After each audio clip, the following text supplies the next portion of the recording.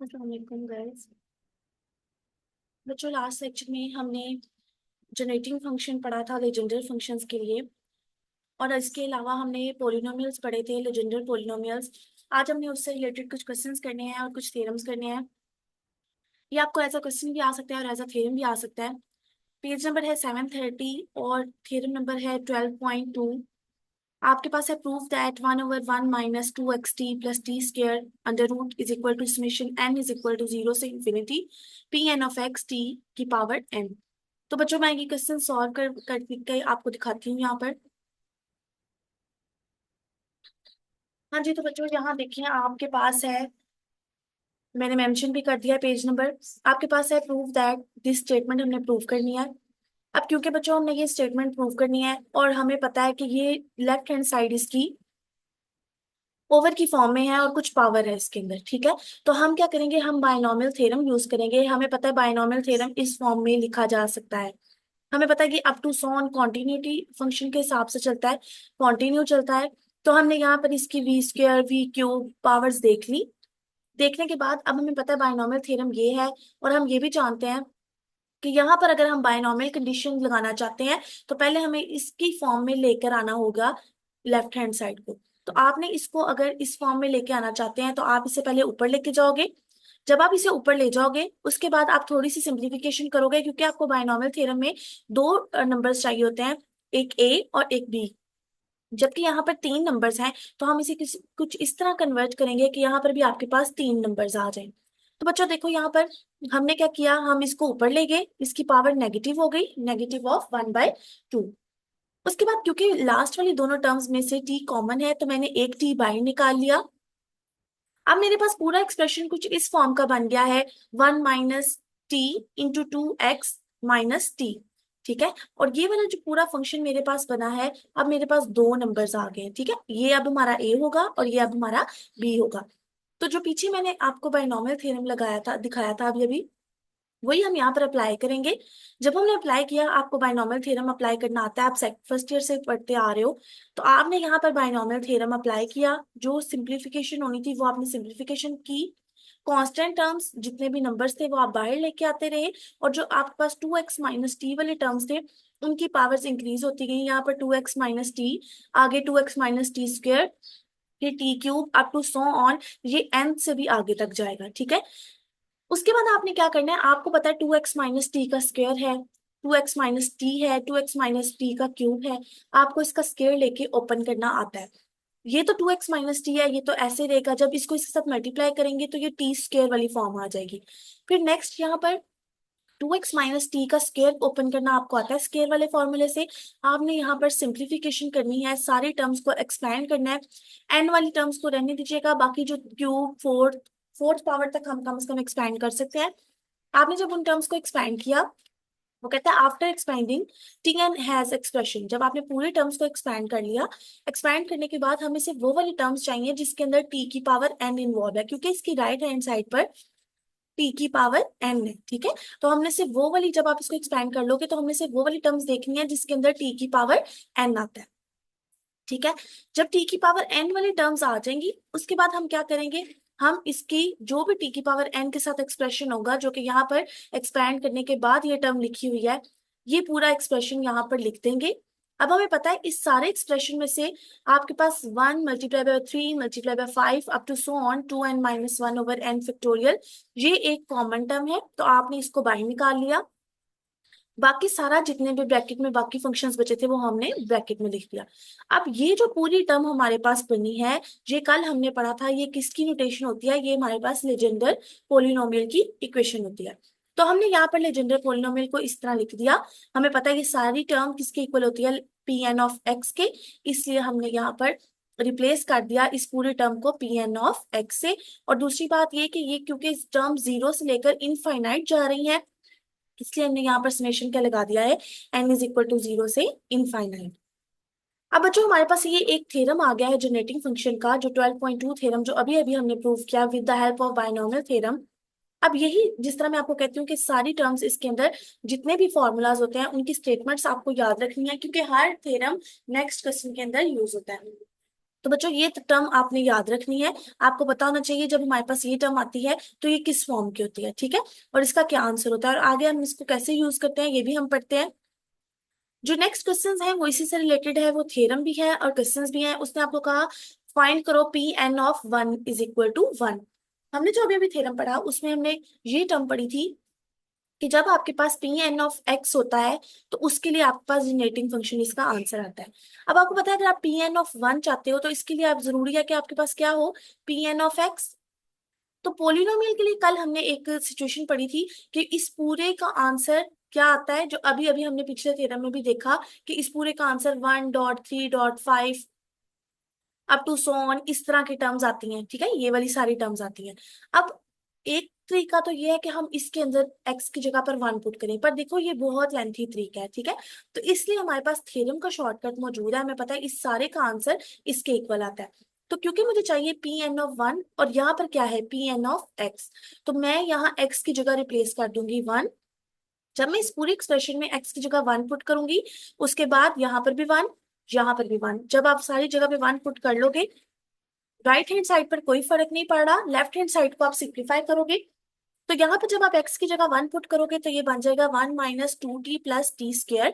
और अगर आप इसे ध्यान से देखो तो ये आपके पास किसका फॉर्मूला है, वन माइनस टी स्क्र का। अब ये जो स्क्र होगा ये इस बाय वाले टू से कैंसिल हो जाएगा, आपके पास बचा वन माइनस टी की होल पावर माइनस वन। अब बच्चों देखो नेक्स्ट काम हमारा क्या है, क्योंकि ये भी हमारे पास a माइनस बी वाली फॉर्म आ गई है और पावर है, तो हमें पता है इसके ऊपर क्या लगाना है, हमने बाइनोमियल थ्योरम। तो जब आप इसे बाइनोमियल थ्योरम से सॉल्व करोगे ये आपके पास आ जाएगा one plus T square up to so on T N, और लेफ्ट राइट हैंड साइड आपकी एज इट इज रहेगी। अब देखो ये यहाँ पे वन है तो हमें पता है किसी भी चीज की पावर जब जीरो होती है तो वो वन के इक्वल आती है। अगर आप देखो तो यहाँ पर टी की पावर्स इंक्रीज हो रही है, one two three up to so on N, तो इसका मतलब वन को मैं रिप्लेस कर सकती हूँ टी की पावर जीरो से। जब मैंने इसे टी की पावर जीरो से रिप्लेस किया इसका मतलब मैं इसे समेशन की फॉर्म में लिख सकती हूँ, क्योंकि मेरे पास टी की पावर एन चल रहा है और एन की वैल्यू कहाँ से कहाँ तक है, जीरो से लेकर इनफाइनाइट। यहाँ पर देखो लास्ट टर्म आपके पास टी एन है, लेकिन अगर आपको पता हो तो बाइनोमियल थ्योरम के अंदर जब हम सारी टर्म्स एक्सपांड करते हैं तो हमारे पास लास्ट टर्म जो होती है वो टी की पावर एन की फॉर्म में आती है, लेकिन लास्ट जो टर्म होती है ये टू बी कॉन्टिन्यूड रहती है। तो यहाँ भी हमने इसको टी की पावर एन तक एक्सपैंड किया था, लेकिन जब हम इसको समेशन लिखेंगे तो समेशन में हम क्या करेंगे, हम समेशन में इस तरह की वैल्यूज लिखेंगे कि N is equal to zero से इन्फिनिटी। और हमने ऐसा क्यों किया, क्योंकि हम चाहते थे दोनों साइड्स पर ये टर्म्स कैंसिल आउट हो जाएं। तो अब यहाँ पर टी की पावर एन भी कैंसिल हो गया, समेशन भी कैंसिल हो गया, आपके पास सिर्फ क्या बचा, P N of one is equal to one. बच्चों सेम इसी तरह जब आपने प्रूव करना हो पी एन ऑफ माइनस है वन, तो आप यहाँ पर क्या करोगे, सेम यही प्रोसेस फॉलो करोगे, यानी आप इसी जनरेटिंग फंक्शन वाले टॉपिक का जो आपका थ्योरम था इसको यूज करोगे। यहाँ पर x की जगह आप माइनस वन पुट करके इसी तरह सारा सॉल्व करोगे जिस तरह मैंने आपको ये करके दिखाया है। फिर इसी का थर्ड पार्ट है P N of minus X, तो यहाँ पर जहां जहां x था अब आप यहाँ इस वाले थ्योरम में माइनस एक्स पुट करके सारे को सॉल्व करोगे और सिंप्लीफाई करके देखोगे कि इसका क्या आंसर आता है। तो 12.3 थ्योरम के अंदर आपके पास तीन पार्ट्स हैं इसके, ठीक है, जो आपने सॉल्व करने हैं। अब ये तो हमने कर लिया जब पी एन ऑफ एक्स होता है, जब P N dash of X होता है तो हमारे पास क्या आंसर होता है, उसके लिए हम एक फॉर्मूला जनरेट कर रहे हैं। थ्योरम नंबर 12.4 में हमारे पास डेरिवेटिव ऑफ लेजेंडर पोलिनोमियल है। तो बच्चों देखो यहाँ पर आपके पास है P N dash of one is equal to one by two N into N plus one. तो अभी तक हमने जितना भी लेजेंडर पोलिनोमियल पढ़ा है उसमें कहीं भी हमने इसकी डेरिवेटिव वाली नोटेशन नहीं पढ़ी। तो बच्चों जब डेरिवेटिव वाली नोटेशन होती है तो हम क्या करते हैं, हमें पता है हमने स्टार्ट कहाँ से लेना है, लेजेंडर डिफरेंशियल इक्वेशन से। हमें पता है लेजेंडर डिफरेंशियल इक्वेशन किस फॉर्म की होती है, one minus X square Y double dash minus two X Y dash plus N into N plus one Y is equal to zero. Last lecture में हमने पढ़ा था कि जो पी एन ऑफ एक्स होता है यानी लेजेंडर पोलिनोमियल्स जो होते हैं वो इस लेजेंडर डिफरेंशियल इक्वेशन का सोल्यूशन होते हैं।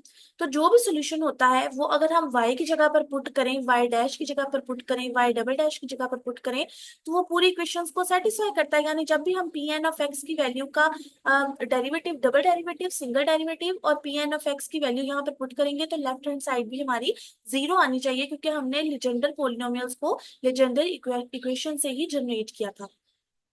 तो बच्चों यहाँ मैं क्या करूंगी, मुझे पता है पी एन ऑफ एक्स की वैल्यू यहाँ पर गिवन होती है। मैं यहाँ पर डायरेक्ट वैल्यू यूज करने की बजाय सिर्फ पी एन ऑफ एक्स की नोटेशन यूज कर रही हूँ। मैं कहती हूँ let y is equal to P N of X. तो अगर y P N of X है तो मैं इधर इसकी जगह इसके डेरिवेटिव्स लेकर पुट कर सकती हूँ। मैंने यहाँ पर इसके डेरिवेटिव्स लिए और इसके अंदर पूरी इक्वेशन के अंदर पुट कर दिया। ठीक है, अब देखो जहां जहां y डबल डैश था वहां पे P N double dash of X आ गया, जहां पे y डैश था वहां P N dash of X आ गया है, और जहां पे y था वहां पर पी एन ऑफ एक्स आ गया। अब बच्चों देखो यहाँ हमने फाइंड क्या करना था, P N dash of one. तो इस पूरी इक्वेशन के अंदर मुझे एक P N dash of one नजर आ रहा है, P N dash of X नजर आ रहा है यहाँ पर हमें सेकेंड वाली टर्म में। तो अगर मैं चाहती हूँ P N dash of one find करना, तो इसका मतलब है मैं पूरी इक्वेशन के अंदर एक्स की जगह क्या पुट कर दूंगी, वन। तो जब मैं इस x की जगह वन पुट करूंगी तो मेरे पास पूरी की पूरी इक्वेशन में जहां जहां x है वहां वहां क्या आ जाएगा, वन। तो आप इसको अब मजीद सिंप्लीफाई करोगे, जब आप इसको सिंप्लीफाई करोगे तो आपको पता है वन माइनस वन तो ऑलरेडी जीरो हो गया यहाँ पर। जब वन माइनस वन जीरो के इक्वल आ गया, उसके बाद नेक्स्ट वाले में आपके पास यहाँ भी वन, ये क्योंकि n है इस पर तो कोई इफेक्ट नहीं पड़ना था तो इसने एज इट इज रहना है। और उसके बाद यहाँ पर ये टर्म वन माइनस वन की वजह से पूरी टर्म जीरो हो गई। ये टर्म बन गई two P N dash of one, और इस साइड पर भी एक नेगेटिव साइन, क्योंकि ये दोनों टर्म्स पहले लेफ्ट हैंड साइड पर थी, जब जीरो के ऑपोजिट साइड पर जाएंगी तो दोनों का साइन क्या हो जाएगा, एक का साइन क्या हो जाएगा, चेंज हो जाएगा। ये पहले वो पॉजिटिव थी अब क्या हो गई, नेगेटिव। दोनों साइड से नेगेटिव साइन कैंसिल आउट हो गया।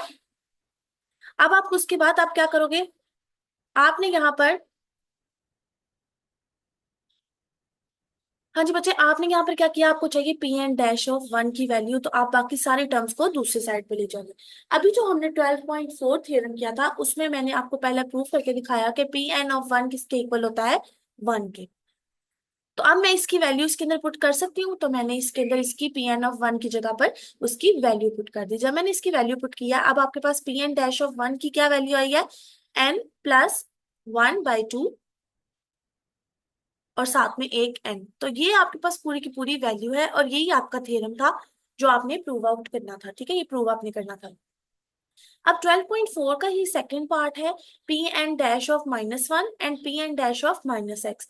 तो पूरी इक्वेशन आप ऐसे सॉल्व करोगे, जब आप यहां तक सॉल्व कर लोगे, ठीक है, इस इक्वेशन तक, तो उसके बाद आप क्या करोगे, इधर जब आपने x की जगह पर वन पुट किया था तो आप x की जगह क्या पुट करोगे, माइनस वन, फिर आप x की जगह क्या पुट करोगे, माइनस एक्स, और सिंप्लीफाई करके देखोगे कि आपके पास किस टाइप का आंसर आता है। ठीक है, उसके बाद बच्चों 12.5 थ्योरम है। इस 12.5 थ्योरम में वो आपको कह रहा है प्रूव करो p of two N plus one of zero is equal to zero.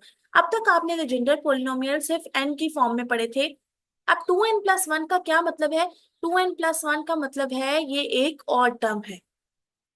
अभी तक जो हमने पोलिनोमियल्स पढ़े वो पी एन ऑफ एक्स के थे, और जहां पर एक्स की क्या वैल्यू होती थी, एक्स की सारी वैल्यू हमारे पास होती थी one two three, zero one two three, यहाँ पर कुछ भी वैल्यू हो सकती थी। ठीक है, यानी इवन नंबर्स भी इसी में थे, ऑड नंबर भी इसी में थे।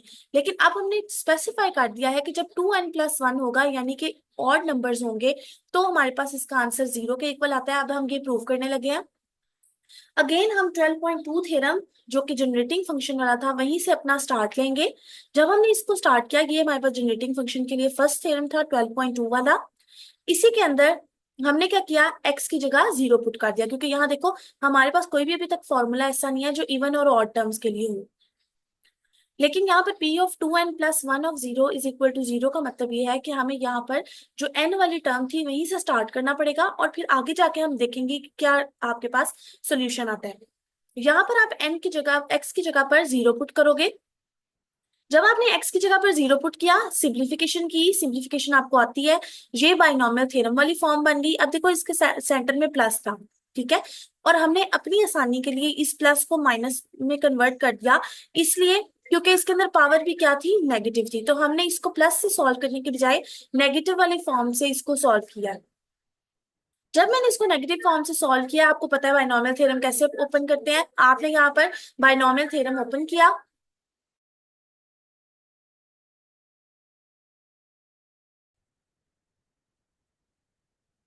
तो बच्चों यहाँ पर आपने इसकी सारी टर्म्स को ओपन किया, ओपन करके आपने इसको थोड़ा सा सॉल्व किया।